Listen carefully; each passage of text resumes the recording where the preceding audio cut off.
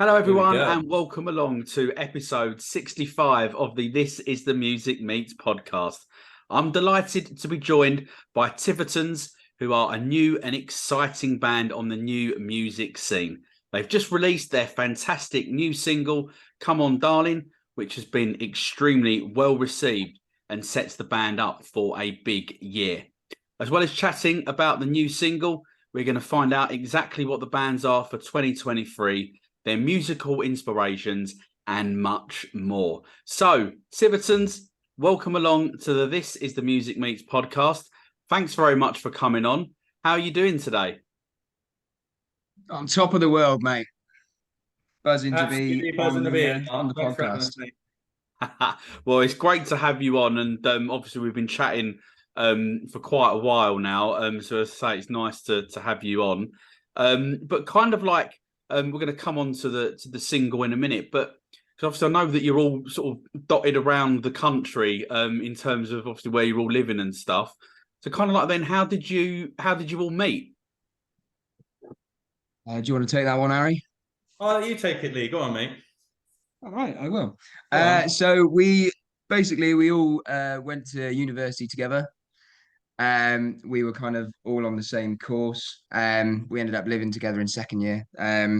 We didn't really do anything with the music when we were in university. Too busy, going to the pub every night of the week. The best way. So then, yeah, exactly that. And I think the first time me and Harry met, I was sat in a lecture theatre. He came and sat next to me, and I was humming a Oasis tune. I can't remember which one it was. And then we started talking from there. And then, since then we were mates and living together and whatever.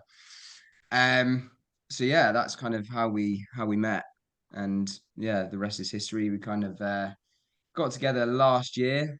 I think Luca, the guitarist, who's not here, and I were planning traveling, and Harry was kind of with me anyway. And we were kind of jamming to a couple of tunes that he's written, like a song that I'd written. And then just happened that Luca was coming, and yeah, we kind of got a jamming session together, and we were like, "God, we sound all right. We'll give this a go," So yeah, that's kind of the root of it all, and how we met, and how it first got started. Yeah, sure. And then kind of like then the band's name, what was the inspiration behind that? We'll Your give turn, our Harry, lead mate. guitarist a bit of credit there, I think. Yeah, like you say, it was Lee and me sort of jamming and stuff like that, trying to drag Luca on into it. He'd come along.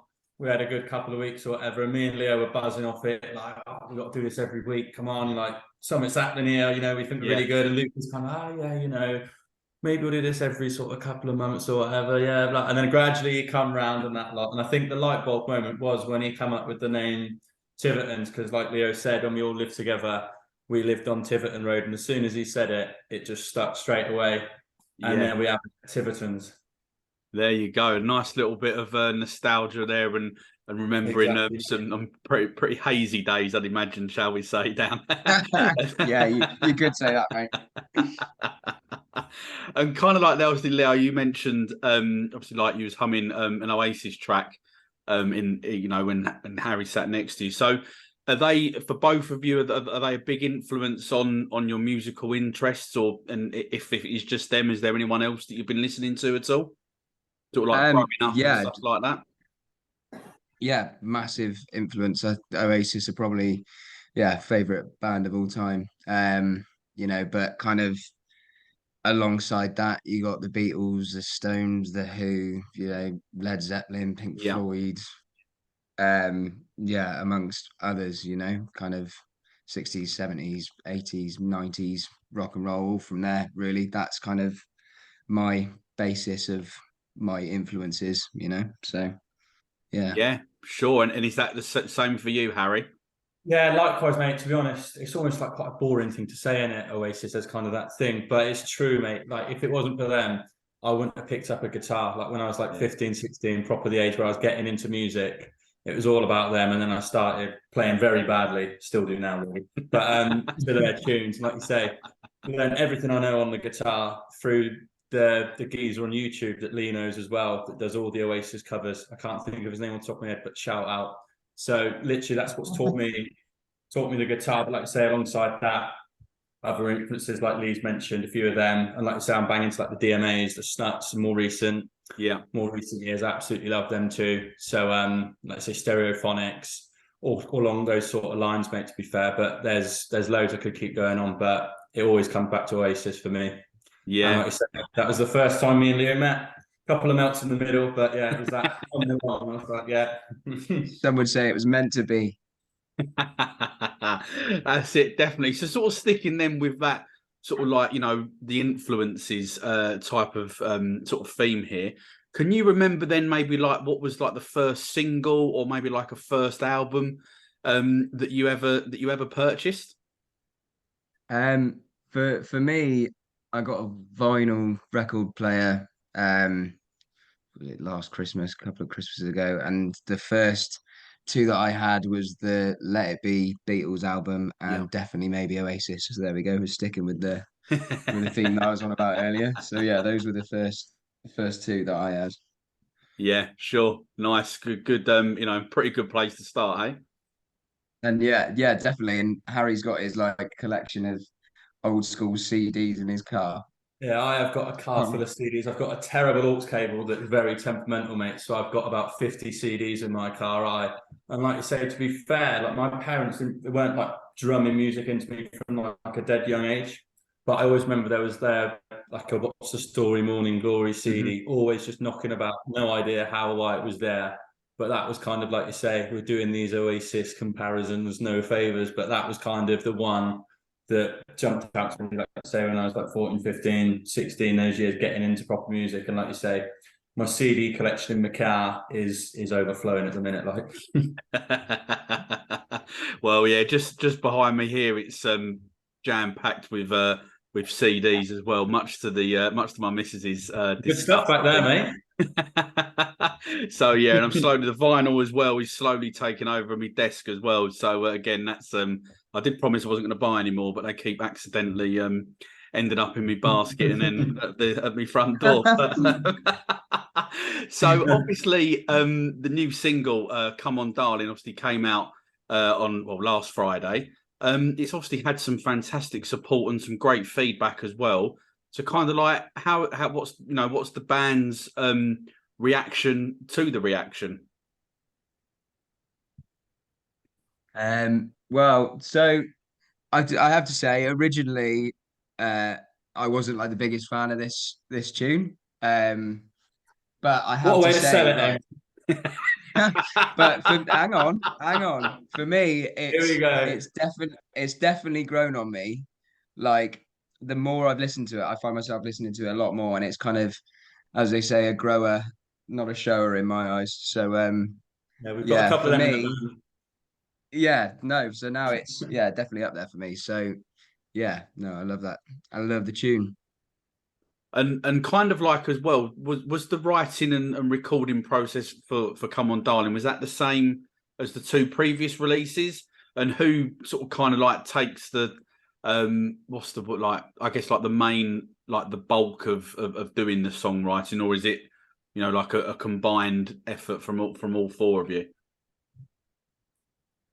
So to be fair, mate, we've kind of like you say, we've come together and we've had our own things in the bank. Like Lee's written a tune which is going to be our next single, reaching out, and I've had The Way You Call My Name, Pay the Fine from way back, and obviously we've come together as a band and added all our own little things together, and there'll be little bits or whatever that will come in and we'll add to it. But like I said, we've kind of always gone back and we just recorded a new tune again from months before we started jamming together and things like that. But whereas this tune, it was bang in the summer last year, and I kind of went through a spell where I was writing a shitload of tunes, send them over to the boys, and I think I bored them to death or whatever. But this one kind of stuck, and it was like one of them where it was like got a little compliment off my brother as I was doing it. So I thought, oh right, okay, I haven't had one of them for ages. Do you know what I mean? Maybe this is half decent.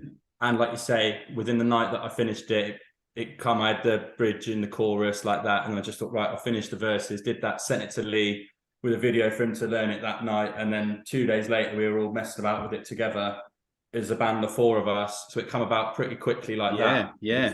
Like you say, different to the other ones that we've got out, and the next two lined up.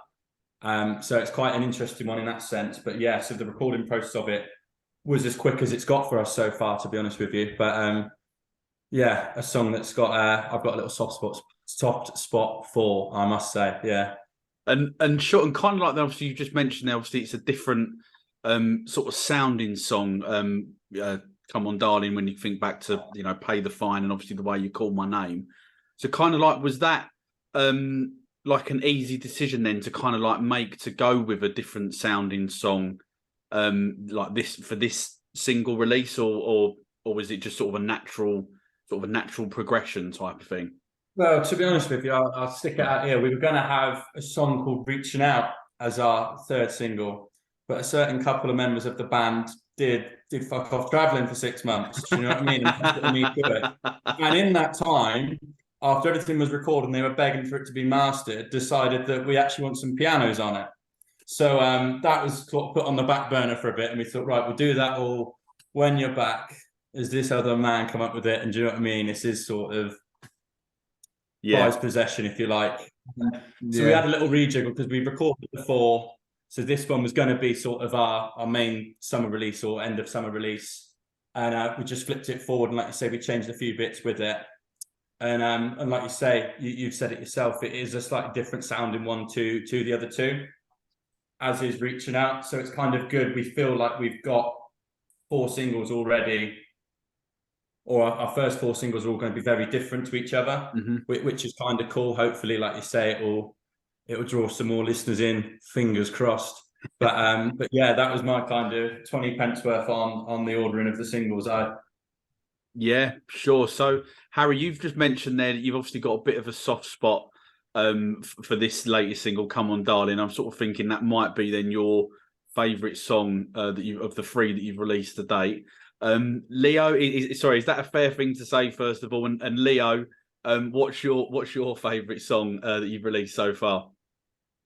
It's a difficult one because I think probably The Way You Call My Name for me is the favorite one on our Spotify or on our Apple Music or whatever. But my favorite one to play live is Pay the Fine. That one, when we play it live, has the biggest bit of oomph about it. Do you know what I mean? Like Luca's guitar sounds unreal. Like, and I always find if I'm playing on my own the acoustic guitar, playing Pay the Fine, I always hear Luca's little intro on the guitar. Yeah. Like it's something about that, and it kind of sets the tone for the rest of the gig. That song for me. So yeah, I'd say The Way You Call My Name, Pay the Fine, and then you never know. Next week, Come On Darling might be at the top of that. We'll get you back on for the next single release, and we'll ask you then. There we go, mate. Well, I've written the next one, so that'll be my favourite. You know that already. Yeah, exactly. Don't have to ask him twice about that. That will be down your throat. Yeah, that's it. Brilliant, great stuff. So I'm just going to come away a little bit from the music side of stuff. We're going to have a little bit of a chat about football. So Harry, I think I got this right in saying that you're an Oxford United fan. And that's Leo, right, unfortunately so, mate. Yeah. And Leo, you're an Arsenal fan. I am indeed, mate. Yeah. So obviously, Harry, your season with Oxford obviously just finished. Obviously, you've obviously stayed up in the division. A couple of places off the bottom 3 there, or bottom 4 there as it is, and that. So kind of like was this season then like a major letdown in terms of the final league placing, or is that, you know, kind of like just about right for Oxford at the minute? Mate, yeah, it got pretty unbearable towards the end. It was looking very bad. So the 3 years before this, we'd been flying. We were in the playoffs twice. The first year under COVID, we probably should have got up, and I don't think the lockdown or ever helped. Then we're banging the playoffs again the year after, flew home. And then we just fell short last year with kind of, like you say, the team was weakening. And this year, we all knew it was going to be like mid-table. Keeping Brannigan was a joke, but it just got worse and worse and worse. And I did have a bet on it, 33-1 in February for us to get relegated, just in case. But that's the best bet I've ever lost, I'm afraid. Yeah, so it was a bit of a shit show, to be honest, mate. But yes, it's kind of a rebuild job for next year. But I'm pretty mad for it, following home and away, Morecambe, Atkinson, on Tuesday nights and things like that. So it was a relief. come the week before last or whatever, when it was all done and dusted. Yeah, yeah. Well, fair play to you for going home and away, especially up to places like Morecambe. I mean, blimey, that is full commitment. Yeah, wouldn't recommend it. I'm assuming Tyson Fury's not listening. Yeah. And obviously, Leo, there, as we said, obviously you're an Arsenal supporter. Obviously, Yeah. you've had a really, really good season up until probably, I know the last two results have been obviously a lot better.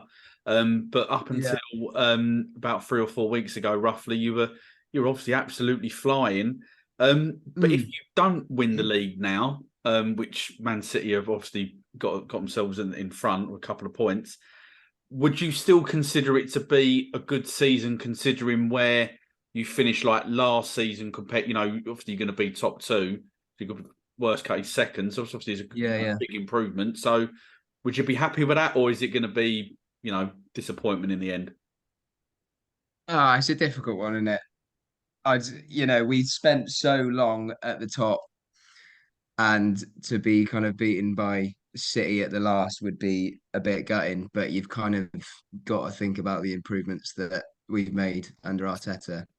Like, I watched the Amazon All or Nothing documentary last season, and that was depressing. It's kind of like a film that you already know what's going to happen. Do you know what I mean? And it says, "Oh, next time Arsenal lose 4-1 or something away." Do you know what I mean? And it's like, and you know what's going to happen. They're going to bottle the top four, but at least we've got Champions League football secured.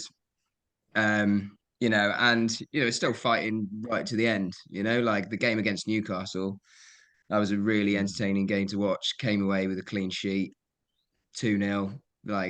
So yeah, I think it is a good season, although might be disappointing to lose in the end. But Man City are pretty decent force, aren't they? So yeah.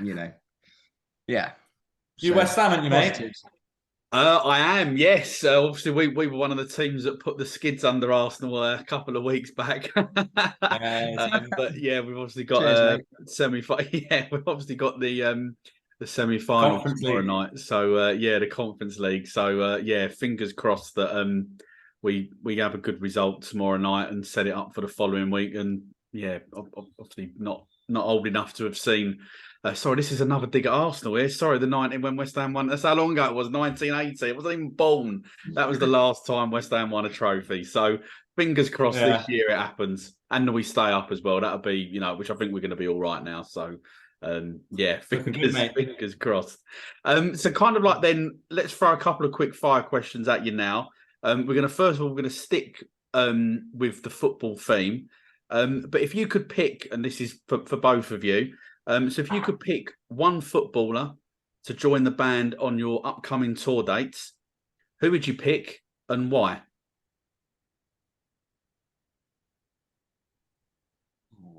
I was going to leave the league, but it's not very quick fire if I do, is it?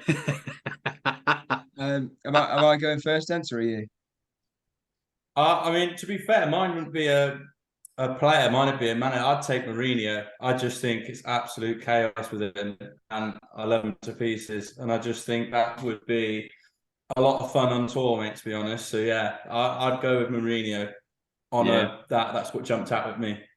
I'm liking that. Good choice. Good choice. I like that. I think I'd take Beckham as maybe like a front man, although his voice might not be great if it's anything like his speaking voice.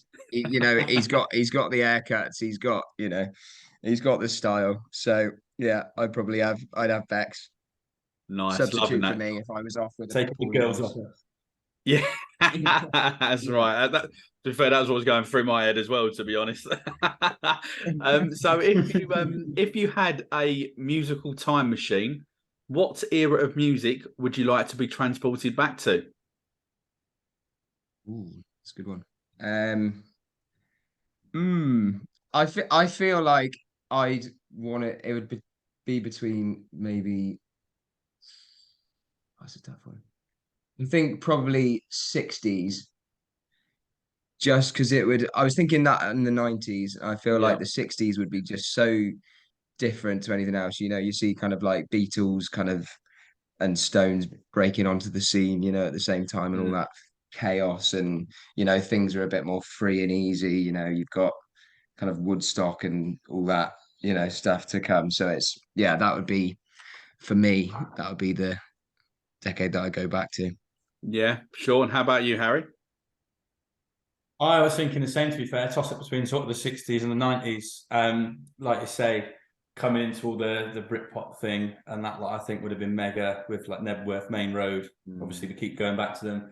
But yeah, I think that would have been wicked. And like you say, the 60s, it is just a completely different world, isn't it? Do you know what I mean? Like you say, no sight of the internet or mobile phones like they are today. So it would have been pretty good, I reckon. Yeah, definitely. Great choices, and can't disagree really with what either of you said there. So if you could go on any TV show as a contestant, what show would you go on and why? Ooh. Oh, I tell you what, remember that Golden Balls back in the day? Sell some of the green and steel. Yeah, I'd perk up my poker face and then stitch someone right up. Yeah, I used to buzz off watching that as a kid. So that's the one that's jumped out for me. Lee's going to say Love Island. I'd want to go. Oh, yeah, Love Island. No, I reckon Total Wipeout. I'd want to have a go on those 4 big red balls to have a bounce on. Yeah. I think that would be me. Love that. So, also as well, then, would you rather have bird beaks for eyes or tongues for fingers? Bird beaks for eyes or tongues. Can you repeat the question, please? Would you rather have bird beaks for eyes or tongues for fingers? I would have tongues for fingers, because you'd still have a bit of use with your fingers then. However, like if you've got beaks for eyes, and they're fairly useless, and you wouldn't be able to see. So that'd be mine. Yeah. I agree. Tongues for fingers, keep the missus happy.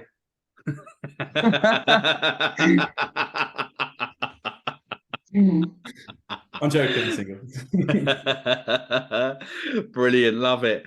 So, obviously, as you guys know, here at This Is the Music, we like to shine a light on up and coming bands like Tivertons, who are obviously establishing themselves on the new music scene.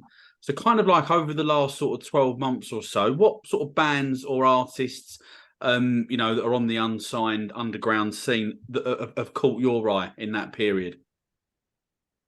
For me, like you say, obviously got a load of influences and things like that in terms of signed stuff, which is more like my bag for like songwriting, things like that. But just looking at what people are doing, I saw your thing with the Mercians and stuff like that the other week. Yeah. And been sort of keeping an eye on them for a while and stuff like that.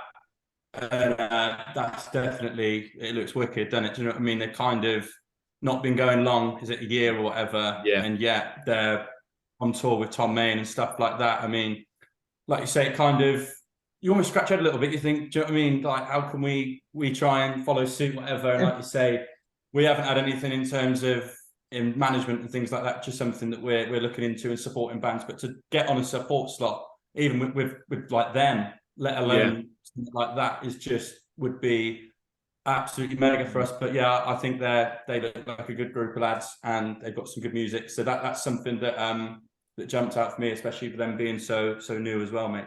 Yeah, sure. Yeah. How about you, Leo? I'm not sure if they're unsigned, but they're quite a new band. They're Pastel Band.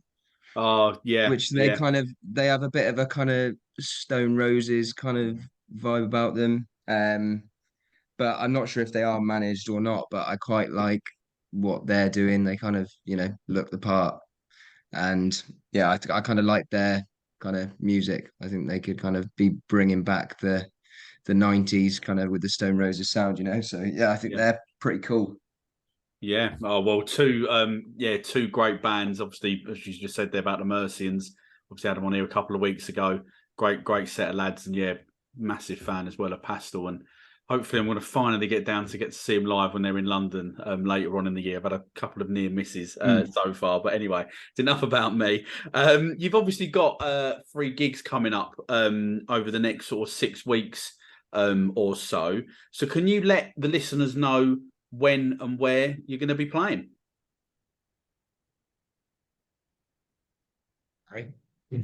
Yeah, sure thing, mate. I'll go. I thought, like you say, Mr. Frontman was going to be the vocal point tonight.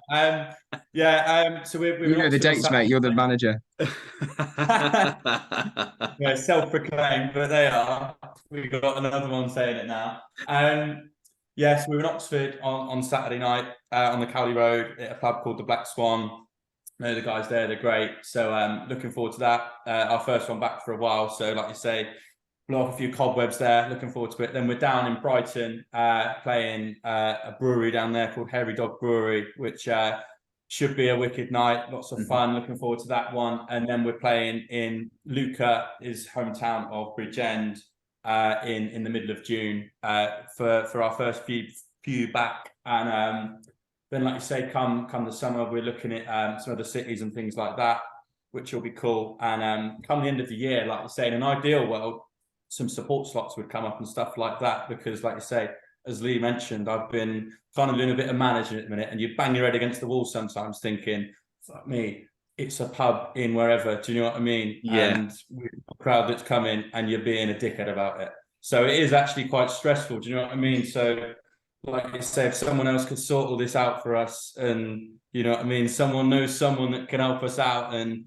get us moving forwards, then by all means, that would be absolutely brilliant. But yeah, we've got a few things lined up, like you say, for now, and then come the summer, hopefully some bigger cities, and then end of the year, we'll be looking at some support slots, like you say, some better venues and things like that. So fingers crossed, all being well, that's how we'll go, mate. Yeah, sure. And obviously then kind of like that's sort of part of the plan then for the rest of this year. You've sort of hinted that you've maybe got a couple of other singles sort of lined up for later on in the year. Do you know sort of like, is that going to be maybe around, you know, like bigger cities in the summer? You know, you're looking to sort of, you know, get them songs released at that sort of time around these gig plans that you've got? Definitely, mate. So we've got the 2 tunes that we know. We've got them all recorded, and like I said, there's a couple of little tweaks that we're going to do in terms of before we finally master them. So we know exactly what's coming out in terms of release dates. We've got some rough ideas in our head, but like you say, it could be 2 weeks here or there and whatnot around some gigs. And like I say, it'd be a good time to do that. But like I say, we know what's coming. It's just about in terms of the actual final dates. They're a bit rough around the edges at the minute, but yeah, looking forward to them. Brilliant, boy. It certainly sounds like it's going to be you know, a really exciting sort of, well, not just a few months, but sort of, well, we've got about 6 months or so, whatever we've got left of this year. And I'm personally really excited to see what those plans are when they, you know, when you get everything finally announced. But that is unfortunately, Leo and Harry, the end of the This Is The Music Meets the Tivertons podcast, I should say. Thank you both for coming on and giving up your evening. I've really enjoyed it and getting to know a little bit more about, you know, how the band started and all of that great stuff that we've spoken about tonight. But just before I do let you go, can you just let the listeners know where they can find Tivertons on social media? Manager. Go on, big man. No, that's you. This is you. This is all you, mate. The floor is yours. End in style. Leo Harriet, go. So we're Tivertons Band on Instagram. And then Harry, you'll have to talk about the other social medias because We're at Tivertons Band on all social media, mate. So yeah, like you say, give us a stream on Spotify, Apple Music, whatever.